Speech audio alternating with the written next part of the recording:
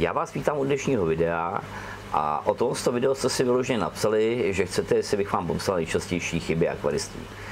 Těch chyb je spousta popsaných na internetu a spousta jich je na YouTube, ale spousta jich je taky hodně opomíjených.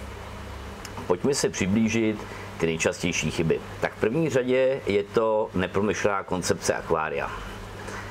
Často se setkávám s tím, že akvarista přijde za mnou do akvaristiky a teď mi říká, no já jsem si koupil nějaký ryby a koupil jsem si nějaký rostliny, a nějaký akvárko, mám tam nějaký filtr a ono mi to nějak nejde.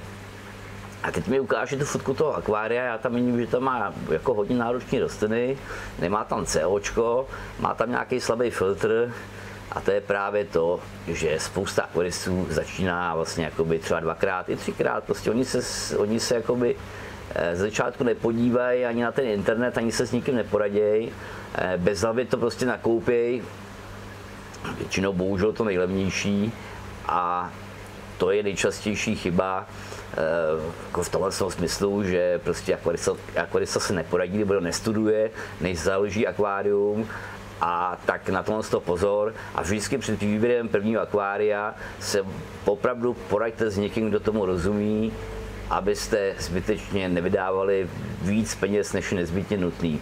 Protože když začnete takhle bezhlavě, tak vlastně se stane to, že potom spousta té techniky skončí někde v šuplíku, protože vlastně zjistíte, že jste ji koupili úplně špatně.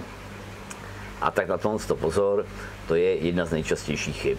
Další takovou chybou a obrovskou chybou a spousty akvaristů je netrpělivost. Netrpělivost nebo jinak trpělivost růže přináší. A to je prostě pravda. Spousta zákazníků na prodejně se zastaví toho akvárka a řekne, já bych chtěl mít takovýhle akvárium, ale ono teď mi to nejde. Ale je to jenom tím, že ty akvaristi prostě nejsou trpěliví. Je to samozřejmě před x lety taky začátku nešlo. A taky jsem prostě pátral, tenkrát nebyl YouTube, tenkrát nebyl internet, prostě tenkrát nebylo nic. Knížek bylo málo, byly drahý. A takže prostě to chce trénink, trpělivost. Spousta akvaristů si myslí, že si koupí akvárium, koupí si špičkovou techniku, koupí si špičkový světlo, párkrát se tady s náma na prodejně poradí a ono to prostě půjde samo, ten výsledek bude stejný, jako je tady za mnou. Ale já to říkám každému na příkladu.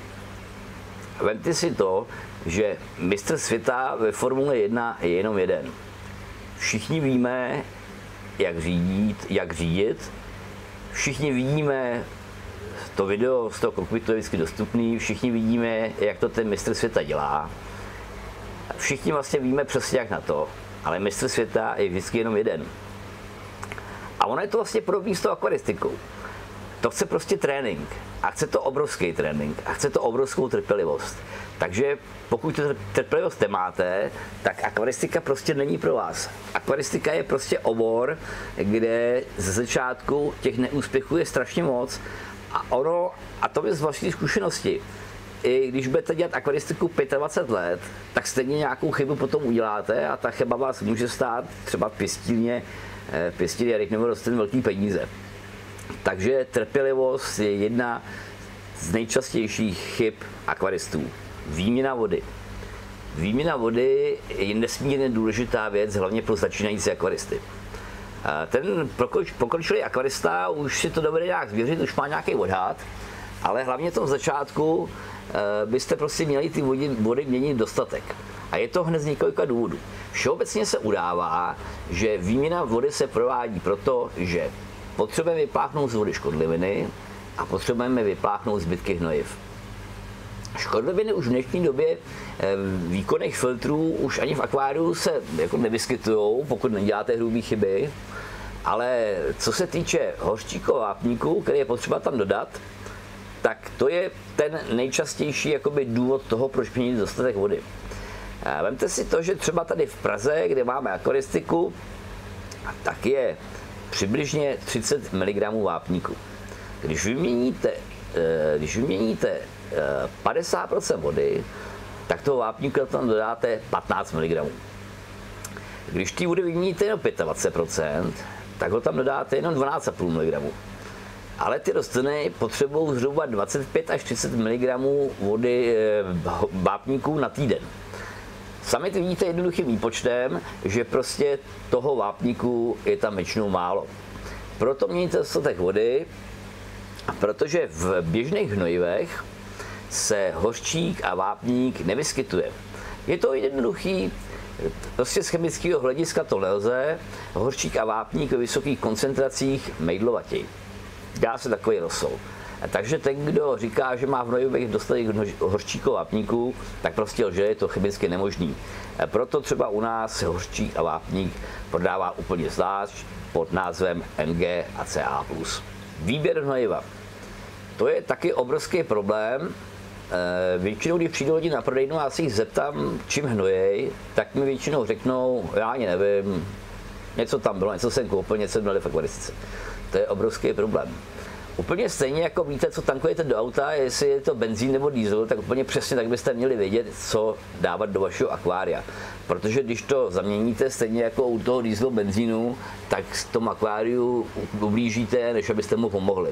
Takže výběr hnojiva je strašně důležitý a proto já říkám každému, že pokud se není jistý, poraďte se s námi, poraďte se s kýmkoliv, kdo tomu rozumí. Podcenění kvalitní techniky. Vemte si to, že přijde akvarista na prodejnu a ukazuje mi problémy s akváriem na telefonu za 50 000. Ruku na srdce, ten telefon za těch 50 000 ani nikdo nepotřebujeme, ale ten kvalitní filtr, ten prostě v tuhle chvíli prostě potřebuje určitě víc než ten telefon. A to je jakoby častý problém toho, že akvaristi chtějí ušetřit, já to samozřejmě chápu, ale tohle je opravdu šetření na nesprávném místě, stejně jako se světlem. Na to taky pozor, spoustě akvaristů říkám, nekupujte si tohle světlo, nedají si říct zákazníci a za 2 měsíce přijdou a co s tím světlem, co s tím mají udělat, že by si chtěli koupit nový. Takže takhle a tohle to nešetřit na nesprávném místě, to je jakoby hodně častý problém. Překrmování, tak to je už jako dneska jakoby poměrně hodně jakoby známá chyba, o té asi není potřeba se rozvádět, ale samozřejmě, že pokud se o akvárium stará celá rodina, a to já tady na prodejně slyším docela často, tak to je taky špatně. Prostě musí být určený jeden člen rodiny, který se o to akvárium stará, který má hlavní slovo a všichni budou poslouchat. A pokud ne, tak to akvárium už je předem odsouzený k zániku. Prostě ty akvária nepřekrmujte a o tom překrmování asi není potřeba se víc rozvádět, to je všeobecně známá věc. Praní filtračních médií. Spoustu videí jsem viděl na YouTube, spoustu článků jsem čet. A vlastně ono to tam je sice jakoby dobře řečený, ale špatně vysvětlený. Ten problém toho praní těch filtračních médií je někde jinde. Všeobecně se doporučuje, že máte prát ten filtr v akvarijní vodě. Vezmeme si takovou hypotetickou věc.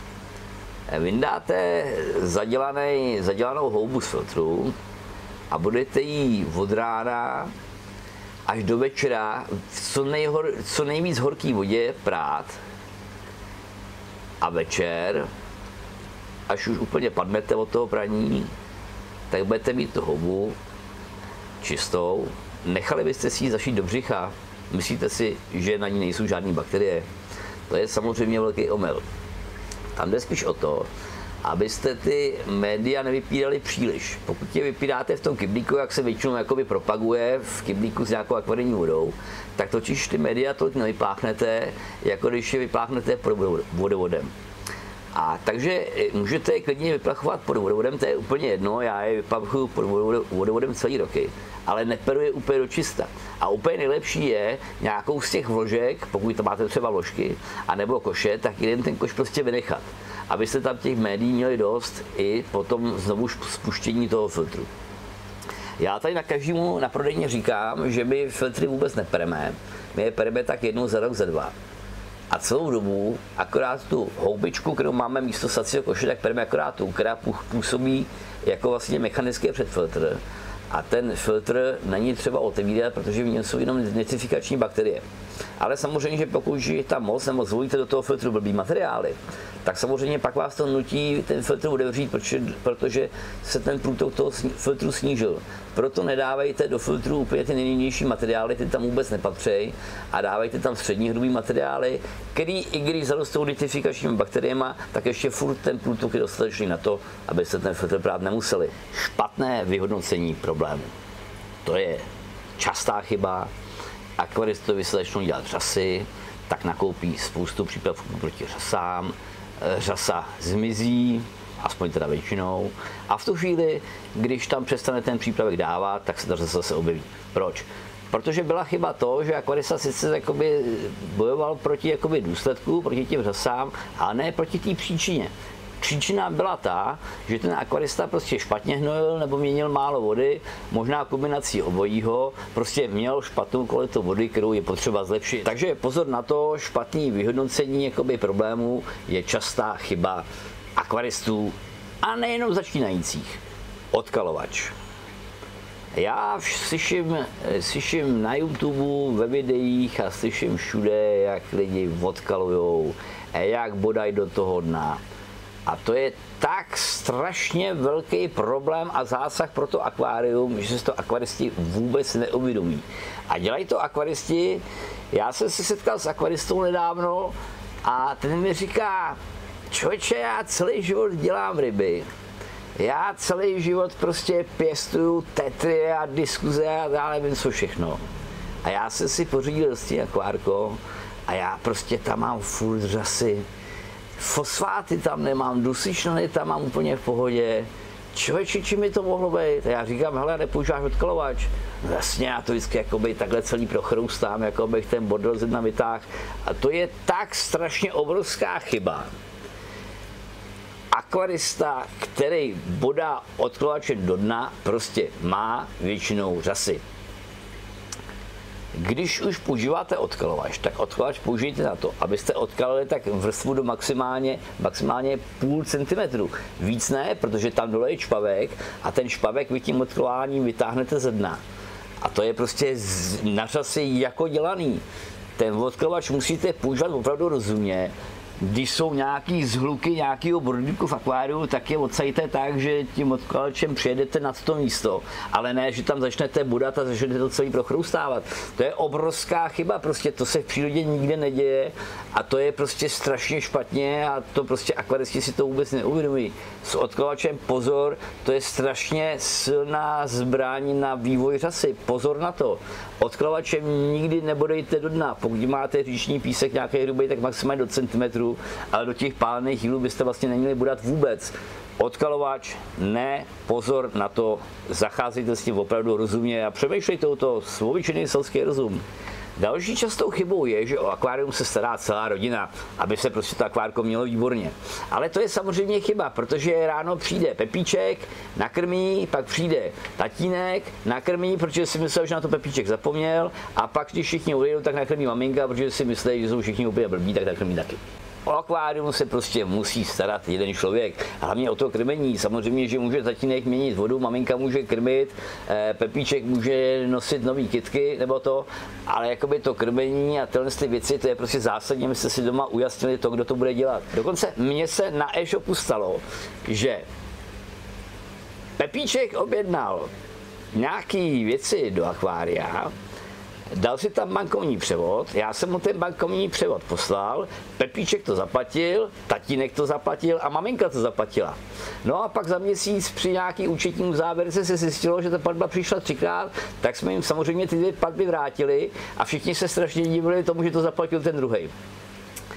Takže pozor, o akvárium se starejte opravdu jenom jeden, určitě si to doma, nebo můžete na přeskáčku taky, to je jedno, nebo si pořídíte dvě akvárka a můžete soutěžit, že jo. Ale jakoby akvárium se nemůže starat celá rodina, to je nejčastější chyba a stačí zase zapojit selský rozum a to vám úplně jednoduše dojde. Nepřemýšlející akvarista. S tím se hodně často setkám na prodejně. Jsou akvaristi, který já samozřejmě nechci nikoho urazit. To vůbec není jakoby smyslem tohohle a žádného jiného videa, který já natáčím. Ale spousta akvaristů prostě nepřemýšlí. Nechají si udělat rozbor vody a zjistějí, že tam je všeho hodně a není tam žádný hořčík. A když to není v tom akváriu hořčík, tak to akvárium prostě neporoste. Tak oni tam dají hořčík a všechny ty ostatní látky, které tam byly zvýšené, tak prostě uberou. A to je samozřejmě chyba, protože pokud o tom budete jenom chvilku přemýšlet, tak se stane to, že když tam dáte hořčík, tak ty ostatní látky se začnou sami ubejvat, protože ty rostliny je začnou spotřebovávat. Je to úplně stejný, jako když si koupíte 10 rohlíků a nebudete ničím zapíjet, tak ty rohlíky vám budou zbývat, ale v tu chvíli, když vlastně jakoby je začnete zapíjet vodou, tak ty rohlíky začnou ubývat a to je vlastně úplně stejný s tím akváriem. Pozor na to, že jsou nějaký prvky zvýšený, tak to neznamená, že jste přehnojili, ale znamená to, že ty rostliny neodebrali. Takže když tam jakoby to potom vyrovnáte, třeba jako na příkladu tohoto hořčíku, tak se stane, že ty ostatní látky sami začnou jakoby ubývat. Ale samozřejmě to už je taková složitější otázka a je vždycky dobrý se poradit s někým, kdo tomu rozumí. Ale zapojujte rozum, často se stává na prodejně, že já něco lidem poradím a oni to úplně mechanicky dělají tak, jak jsem jim řekl. Říkám pánovi, dávejte tam 1 tabletku denně jakoby na krmení a pán tam dával 1 tabletku denně, ale potom asi po 10 dnech přišel a říkal, no jo, já tam sice dám 1 tabletku denně, ale ona ta tabletka vždycky ještě půlka jí zůstane, ale tak já jim tam dám, vy jste říkal každý den 1 tabletku, tak teď už tam má asi 4 tabletky a oni tam nějak jako plesnivějí. Zapojte selský rozum, anebo opět zeptejte se. Mnoho změn najednou, to je taky jakoby strašně častý problém a nejenom začínajících akvaristů. V akváriu se něco nedaří, dejme tomu, vymyslíme si, že se dělají tečky na listech. Takový ty zelený fleky na anubiasech, to je nedostatek dusíků, ale teďko akvaristi si přečtou na internetu, nebo jim někdo poradí, že to může být dusíkem, může to být hořčíkem, může to být vápníkem, může to být draslíkem a teď oni všechny ty přípravky nakoupí a začnou tam všechny prát jako život. Chybou je to, že samozřejmě se zasolou akvárium, a i kdyby to zabralo, tak oni vlastně nevědí, který z těch prvků vlastně jakoby zabral.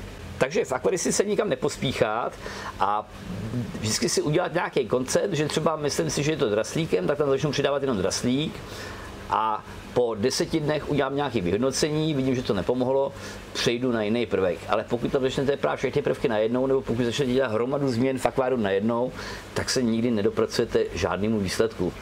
To je jakoby odzkoušený a jak já říkám, největší zbraň akvaristy je jeho trpělivost. To prostě platilo vždycky a vždycky to platit bude a nikdo se za rok ani za 2 akvaristou prostě nestane, to vám garantuju, prostě ničím to nejde očudat. Úplně stejně jako v té Formule 1, ten pilot Formule 1 prostě musí prostě po tom okruhu jezdit a prostě jezdí tam do zblbnutí a prostě až mu to všechno přijde do krve a úplně to samé je to s tou akvaristikou, prostě musíte prostě trénovat, trénujte, vždyť je to zábava. Já si myslím, že tohle video by klidně mohlo mít 100 hodin, jakoby 200 hodin, protože těch problémů v té akvaristice je obrovské množství. A to obrovské množství těch problémů vám musí prostě přejít do krve. To nebude trvat ani rok, ani 2, ani 5. To mám vyzkoušený, dělám akvaristiku nějakých 36 až 40 let a furt se setkávám s novýma problémama. A furt mě něco udivuje. Takže nikdy z vás nebude úplně super špičkový akvarista, nikdy nebudete vidět všechno, ale jednoho dne na to přijdete a pak takový akvárium pro vás bude legrace. To je z tohohle videa všechno. Pokud se vám video líbilo, dejte mi like. Pokud se vám video nelíbilo, pak se na ně prostě nekoukejte. A já se na vás těším u dalšího videa. Ahoj!